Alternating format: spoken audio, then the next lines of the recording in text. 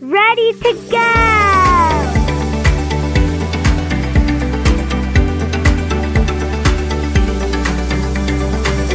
You're listening to By Land and by Sea, powered by the Maritime Professor. Another week, another maritime strategy that we're talking about. But this time we're jetting back and forth in our discussion from Boston to Beijing. Here in Massachusetts, the second annual Massachusetts Maritime Strategy Conference brought together federal, state, and industry leaders for a day full of coordination, innovation, and shipboard celebration. And in Washington, today actually marks a comment deadline for suspending Section 301 China port fees. Did you know that there was a comment section or a comment period for this? It was a short comment period. 2 different rooms, 1 clear theme. Maritime strength comes from strategy. We're going to continue to break it all down. Hi, welcome back to By Land and by Sea, an attorney breaking down the week in supply chain, presented by me, the Maritime Professor. I'm Lauren Began, founder of the Maritime Professor, former FMC International Affairs attorney, and founder of Skull Strategies. By Land and by Sea is your go-to resource for navigating the regulatory side of global ocean shipping. And me? I'm your favorite maritime attorney. As always, this podcast is for educational purposes only and should not be considered legal advice. There is no attorney-client privilege created by this video or this podcast. If you need an attorney, contact an attorney. So let's get into it, because as you know, ocean shipping moves the world. All right. Segment 1, story of the week. This first story this week, maritime stakeholders of Massachusetts, Rhode Island, and beyond, coming from DC, all over the country, actually, gathered at Massachusetts Maritime Academy in Buzzards Bay for the second annual Massachusetts Maritime Strategy Conference, Massachusetts Maritime Strategy Summit, we were calling it sometimes. It was the strongest showing yet. I had the privilege of helping to plan and moderate some of the events, and this year's focus was clear, aligning Massachusetts with a growing number of states. We have Washington State, Michigan, Louisiana, I think Texas, Florida. Look, there's a lot of state-based maritime strategies in one form or another that are coming together, and Massachusetts is part of that. From the opening remarks, the energy was unmistakable. This wasn't just a static policy meeting. This was an active workshop. This was a conversation about how Massachusetts and the surrounding areas can help lead the conversation in what the priorities are in these states and these commonwealths. We started the morning with a federal panel. It had former FMC Commissioner Bill Doyle. We had former retired Rear Admiral John Mauger of the U.S. Coast Guard. We had Bill Golden, former Massachusetts representative, now focused on maritime financing, and myself. Together, we all explored how federal programs and state priorities can align to strengthen the maritime sector. We talked about infrastructure funding, shipyard revitalization, some of the signals that we're seeing out of DC that may benefit states and commonwealths. It was a fantastic conversation with a lot of insights on things to be paying attention to. Things that we often talk about on this podcast anyways. And then after federal came the Massachusetts panel. It looked inward. How do we organize across agencies, ports, and educational institutions to support this industry that we already have, that we have had for quite a long time? And how do we prepare for what's next? Leaders discussed regional coordination, workforce pipelines, integrating maritime policy with economic development. It was a great conversation as well. Then we moved into our keynote speaker. Bill Doyle joined again. He returned to the stage to deliver powerful updates on what he's hearing from DC. He covered federal maritime investments, port modernization, MARAD programs, and the big picture shift towards a more resilient U.S. maritime industrial base, often talking about some of the components that we're seeing come out of the SHIPS Act. After lunch, then we shifted gears and we went into a moderated brainstorming session. Now, this might have been truly the most dynamic part of the day. The floor was open to the full audience. We had port directors, mariners, shipyard executives, educators, ship repair facilities. We had everything in the room. Not everyone exactly, but we had core priorities identified by those that were in the room on what a Massachusetts maritime strategy could and perhaps should include. The ideas came pouring in during this brainstorming session. They were creative, they were ambitious, They were rooted in some of the real industry needs that we have out there.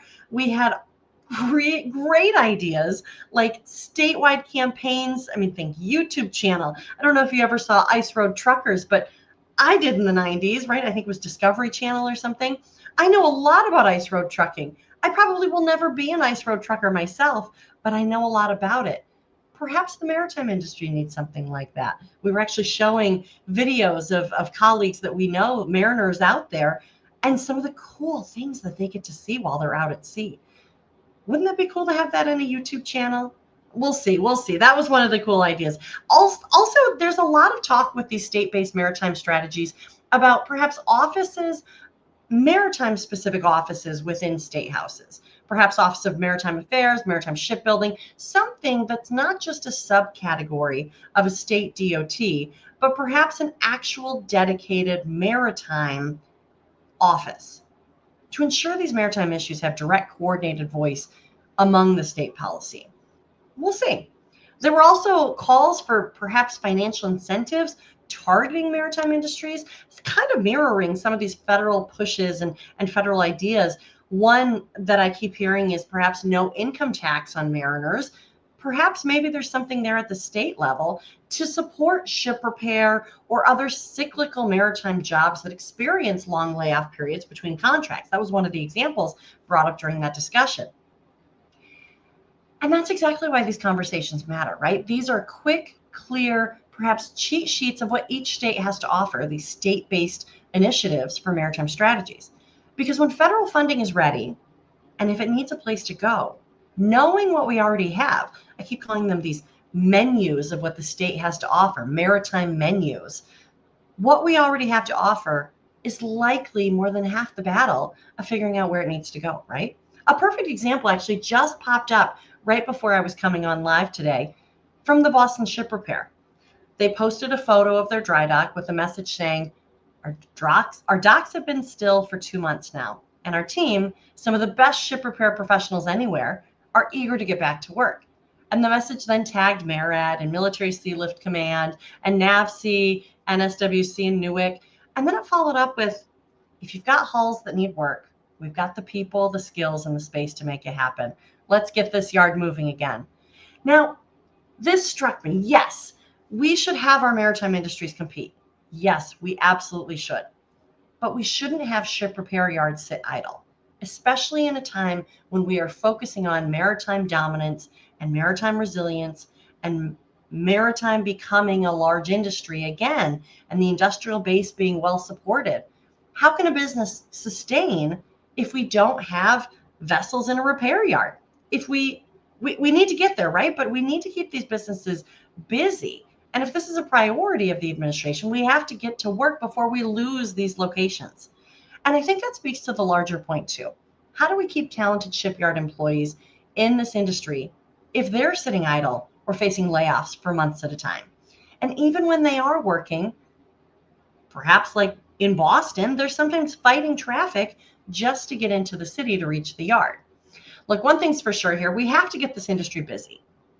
We have to get this industry busy if we want it to have lasting power. And we have to get places like Boston Ship Repair some ships to repair, right? This is what state-based maritime strategy is all about. This is also what the National Maritime Strategy is all about. This week was Maritime Action Plan Day, and I will give a little deference here. We are in a government shutdown. I can only imagine that we don't have the same manpower that we would have otherwise to get the Maritime Action Plan out. But November 5th was Happy Maritime Action Plan Day. I'm hoping we get something this month. We'll see. We'll see. I keep just having this feeling that maybe something by the end of the month or in the next few weeks. But we'll see. I know that everything takes reviews, right? But that's part of what all of this is about, right? Both the state-based maritime strategies and these and a potential national maritime strategy may be coming from this Maritime Action Plan. We need coordination, we need visibility and readiness so that when opportunity is ready, when the infrastructure and the workforce are ready to answer, when the dollars are ready, we need to make sure the infrastructure is there and the workforce is ready. We need to grow that workforce, but by growing it, we need to make sure that the current workforce we have is busy, right? The final panel brought it all together again with a look ahead, perhaps. It was a Tech AI Future Maritime panel, and the discussion explored AI, digital innovation in ports, on the water, digital innovation and AI in the vessel, and discussing how technology will reshape both operations and workforce needs in the next decade. It was the perfect note to end on, forward looking and ambitious. And then we stepped out onto the pier. This was kind of fun. We had a tour of the brand new National Security Multi-Mission Vessel, these NSMV vessels. You may recall that I went and got to see the christening of the state of Maine. Now, this was the vessel given to Massachusetts Maritime Academy. This was the training ship Patriot State. It was the NSMV vessel given to Mass Maritime. And it was cool, guys. It was cool. They had a whole bridge that was for operations. And then they had a whole bridge that was for training. So you could actually feel like you were navigating without overburdening the actual people who are driving the vessel, but you could kind of mirror and mimic on just one floor down. It was cool. Like, it still had that unmistakable new ship smell. And I'm not telling you I know much or I have smelled many brand new vessels going out, but it smelled like fresh paint. It smelled like fresh rubber. It smelled like clean steel. Like, seeing the next generation of training capability up close was so exciting and really a reminder of what investment in maritime really looks like. This has been a good idea for a long time, right? This VCM, this Vessel Construction Manager, NSMV project is not new. It did not get stood up 6 months ago, but it is worth celebrating and worthy of celebration and important to celebrate because it is a good idea that's gone well. And these are fantastic vessels that were made for training, that were made for the next round of mariners out there, but are also able to be uplifted in times of need. Look, we wrapped the day with this mix and mingle happy hour during the vessel tours, right alongside the vessel tours. It was an informal chance to debrief, trade cards, and keep that conversation going. Look, initial readouts of this conference were that it was so fun, such a success, and it's already getting everybody's wheels turning on what Massachusetts maritime strategy should and could look like, but how it aligns at the state, regional, and national level. Look, the momentum is going. We plan to do this again next year. If you're interested, reach out. We'd love to have you at the 3rd annual Massachusetts Maritime Strategy Conference. We're looking at November 12th with maybe a golf tournament. Apparently there were about 12 maritime stakeholders that all got together the day before this conference and went golfing. So maybe we'll have a golf tournament with it. But this one's becoming a can't miss event. We'd love to see you next year. All right, the second thing that I wanted to cover was the Section 301 maritime suspension. If you caught my interview last week with Sal Mercogliano, we had just heard that they were pausing the vessel and the port fees, but we didn't know much about it. We didn't know, it was a handshake agreement, but we still needed to see what USTR's proposal was for it. So today, November 7th, is the comment deadline for the U.S. Trade Representative's proposal to suspend for 1 year, right? This came from November 1st when Trump made the agreement with President Xi of China that they would be delaying by 1 year these Section 301 port and vessel fees. Remember, this is targeting China's shipbuilding and the dominance that they have there. Earlier this year, the U.S. imposed fees on China-built, China-operated vessels, calling it U.S. ports, citing China's efforts to dominate the global maritime supply chain. Then, like we know, the White House announced a Trump-Xi economic deal directing USTR to propose a 1-year suspension. And that was the key part here. It directed USTR to propose this 1-year suspension of those measures. And everything kept saying that this was going to be for November 10th. And so here we are. We're not quite at November 10th. So the fees are still in place. We are still collecting funds off of China-built or China-operated vessels, calling it U.S. ports, for another 3 days. So it needed to go to the USTR to have a comment period. And so that's what we saw is just yesterday on the 6th, and word is, I guess it came out around noon, that there was a call for comments. And so the deadline is actually today, 5 p.m. We're just about there for comments to be filed, request for comments for suspending Section 301 action for 1 year. Look, sometimes late comments are accepted, but if you have in the next little bit, send over your comments. Last check, there were about 50 comments that had actually been filed. I don't think that this is going to be too contentious. I think that this is going to be something that is kind of a procedural, this will delay for the next year. But however, I think that this is interesting because what I saw in these first just under a month that these fees have been open, most shippers never actually saw these fees being passed on. The cost burden was largely absorbed by the vessel owners and operators themselves, particularly, right, those directly assessed and having the higher fee. So, right, Costco and OOCL were in some of the trade press as having some of the larger fees with their port, with their U.S. port calls. And sure, there were a few others as well. It wasn't just Costco and OOCL, but those were the ones that we had heard a few from the trade press. But there were also a handful of unintended cases where vessels with some U.S. connection were caught in this classification net. But for the most part, what I saw was that China-linked operators felt the most of the financial impact. And it's interesting because it kind of almost turned into like a cash squeeze or a cash grab on these Chinese carriers, because they were, from kind of how I saw it, it felt like they were likely a little stuck, right? Because if they shifted their vessels out of U.S. service, they risked losing customers. And this is just the purely Chinese operated, because Chinese operated had a higher level. Chinese built, for the most part, most ocean carriers were able to reposition their fleets. So they had Korean or Japanese built vessels repositioned into the U.S. trade lane, and their Chinese vessels were moved out of any U.S. trade lanes. But Chinese operated vessels couldn't really do that. So all they had was to potentially move their Chinese operated vessels maybe into a U.S. counterpart if it existed. And that's where they could maybe avoid part of it. And it doesn't really, I guess what I'm trying to say is, look, they couldn't really shift out of the U.S. service because then they risked losing U.S. customers, access to U.S. customers. But then if they were to pass the fees on to their customers, and like I said, none of the other ocean carriers were passing them on. And the Chinese-based or Chinese-operated carriers also said the same thing, that they wouldn't be passing them on. But had this continued, had they passed those fees on, they risked those same customers perhaps going into back to the market and saying, well, I'm going to go find somebody who's not passing on the fees. And to be clear, nobody was passing on the fees as far as I can see. As far as I've heard, I have not heard of anybody saying that any of these vessel port calls or vessel fees, these China Section 301 vessel when port fees were being passed on to the shippers. So most of these ocean carriers that were Chinese operated just absorbed the hit themselves.